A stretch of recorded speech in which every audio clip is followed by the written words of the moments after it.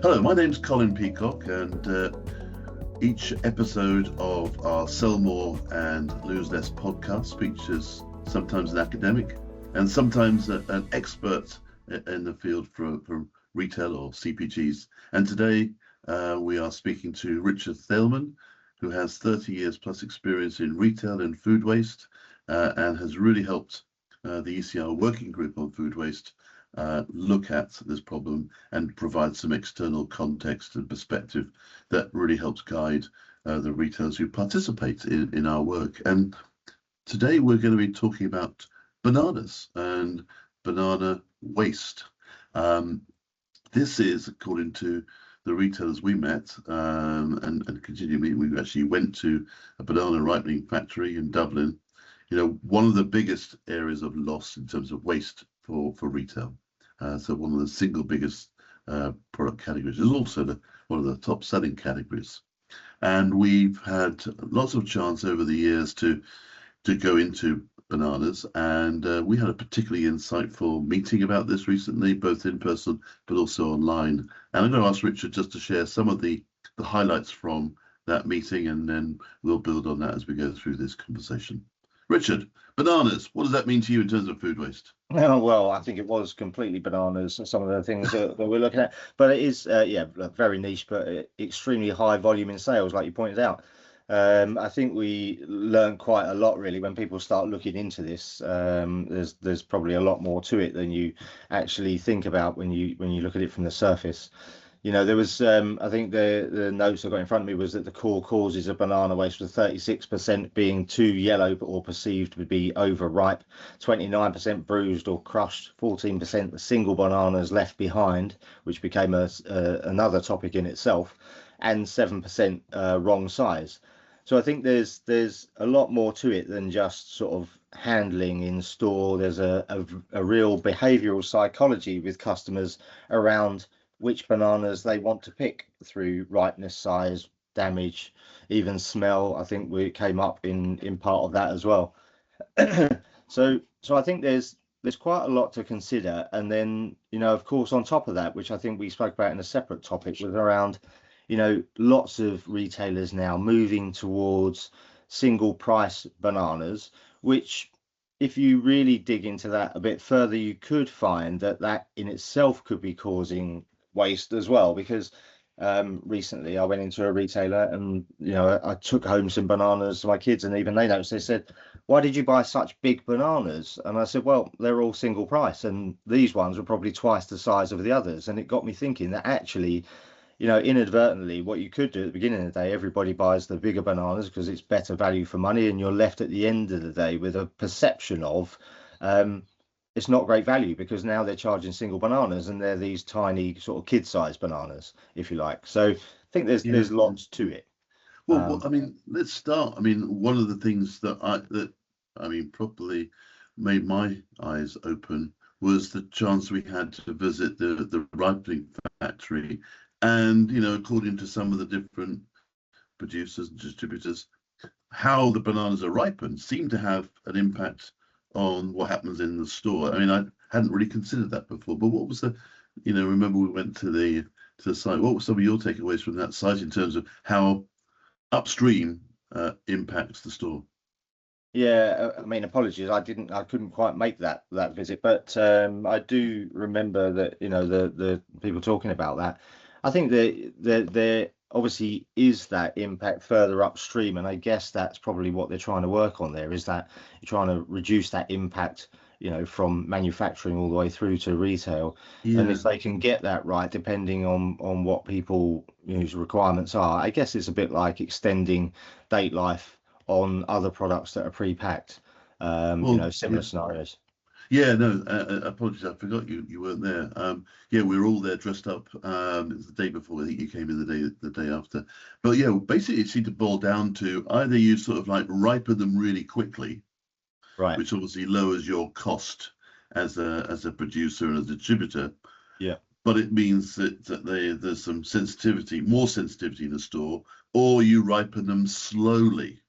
Yeah. And that gives you perhaps longer shelf life in the store. So you're right, it absolutely boils down to the shelf life in the store. but that's determined upstream, it would seem. Yeah, yeah, yeah. No, I agree, and I think there's probably a sort of somewhere middle ground in that it all will come down to cost and how much retailers are then willing to pay for that, or customers, in fact. At the end of the day, it's all going to come down to the cost to the customer. Yeah. Now, I mean, one of the things that we've talked about a lot is that eggs and bananas have something in common, which is a perception. Eggs. Everyone thinks eggs break easily, but they never consider the fact that probably bananas are more fragile. Yes, yeah, for sure. And one of the biggest takeaways that I've kind of noticed is that when we spoke to Fifes and they were talking about this, what they then described or called the magic trick. I had 20 years in Tesco and never once, even irrespective whether they're Fifes bananas or not, I think all banana manufacturers, producers put them in the box in the same way, and they're obviously copying that same way of packing them. And this magic trick where you take the lid off, pull the plastic over the sides, put the lid back on, turn it upside down and remove it, turns all the bananas the right way up.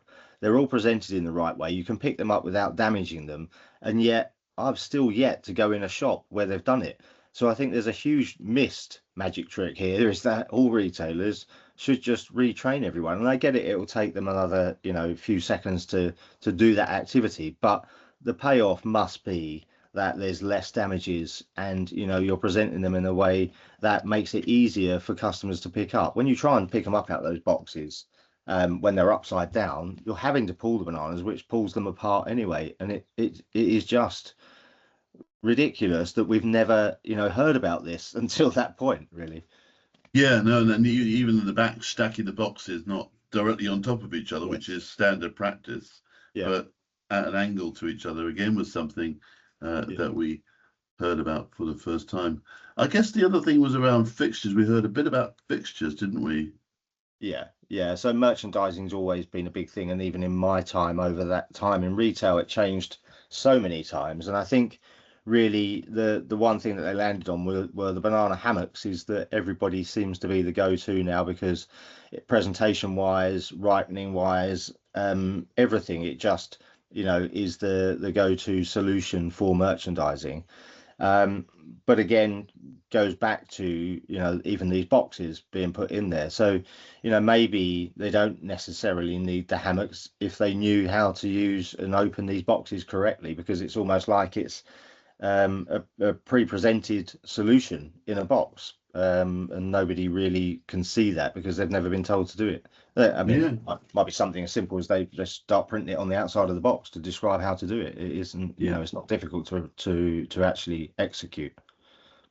Yeah, in terms of losses, I mean, it seems like the loose bananas were where the biggest struggles were, and organic perhaps, because of the higher price. Do you hear about any sort of new interventions in that sort of going after those hot bananas, like the high shrink, high loss, high waste bananas? Yeah, so I think, we heard, didn't we, about the study on putting the cartoon face on the bananas. I can't remember the word. I'm single, Yeah, exactly. The word that they used to pull that together. Was it anthropology or something like that? Yeah, it was something like that, and I've never even come across that word until they mentioned it. But it was interesting to find that actually, that emotional attachment to a banana made people buy bananas. So I think that was interesting. Whether or not that's going to solve very much of the problem, I'm not entirely sure. But one other retailer did mention that they moved single bananas to the front of the shop or to the checkouts as almost an impulse purchase. And I thought that was pretty clever because, even if you didn't go in for bananas and you're queuing at the checkout, you might just want to pick it up as a snack. So I think that was a pretty good solution, if I'm honest. But the single banana thing, I guess it's probably even more so now if you're charging by banana, that people are putting off only the amount that they want. Whereas before you just pick up a bunch and go, that's fine, because by weight you'd go, oh, that's okay. But I think people become a bit more mindful when they're protecting how much money they have, is going, well, I actually only need 4 bananas, so they're going to pull 4 off. So I think we are going to get left with a lot more single bananas. So we do need some of these solutions to help that. Yeah. Well, there was a lot in there, and the recording is available to retailers as well.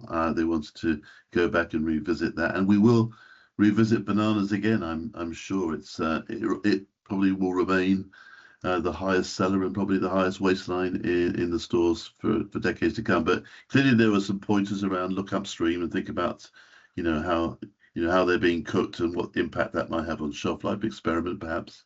Yeah. The point about the magic trick. I mean, well, and then the markdowns. Anything else you've got on your list? No, I think that covered off everything, but I really do think, agree with you, is that the banana waste is reduced through the combination of all of those things: better handling, smarter merchandising, behavioural psychology, pricing strategies, and creating secondary uses for imperfect fruit. I think the last thing actually at Fifes they were talking about is that they was it banana eaters. They were like dried banana covered in chocolate in packs. I've never seen them, but they're selling them in shops. So I think they are sort of creating a secondary route for unwanted bananas from Fifes directly, which I thought was brilliant. Yeah, there's no shortage of banana bread, banana beer, and now these banana chocolate things. Lovely. Thank you very much, Richard. That's really helpful. And see you soon next time. Thank you. Yeah, brilliant. Thank you. Well, that's all we have time for this week. Thank you for joining us, and thanks to all the ECR retail loss community for the sharing of their knowledge, their research and latest learnings that ensure that we become truly a global platform for learning. My name is Colin Peacock. This is the Sell More and Lose Less podcast, and if you liked it, please subscribe so you automatically get all future episodes. And also, if you think your colleagues and friends might also like it, please ask them to follow ECR Retail Loss on LinkedIn and tune in to our next podcasts. If you didn't like it, then let us know and we'll try and fix it. Either way, see you next time. Thank you again.